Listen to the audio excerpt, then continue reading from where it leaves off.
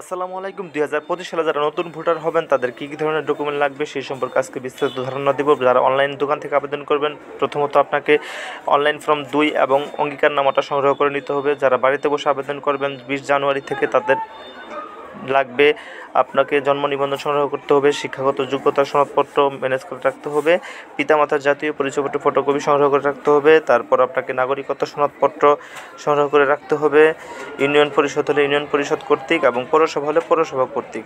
আর রক্ত পরীক্ষার সার্টিফিকেটটা আপনারা অবশ্যই যে কোনো ক্লিনিক থেকে সংগ্রহ করে নিতে পারবেন। বাড়িতে যে বিদ্যুৎ বিলের কপি রয়েছে সেটি সংগ্রহ করে রাখবেন, বা পৌরসভা কর্তৃক যে ট্যাক্স পরিশোধ করেছেন ট্যাক্সের কপিটা ম্যানেজ করে রাখবেন। নিকাহনামা যারা বিবাহিত তাদের ক্ষেত্রে লাগবে। তারপর আপনাকে নির্দিষ্ট সময় শেষে ছবি এবং ফিঙ্গারের জন্য নির্বাচন কমিশনে গিয়ে জমা দিতে হবে। এরকম গুরুত্বপূর্ণ ভিডিও পেতে চ্যানেলটি সাবস্ক্রাইব করে রাখবেন। ধন্যবাদ। আসসালামু আলাইকুম।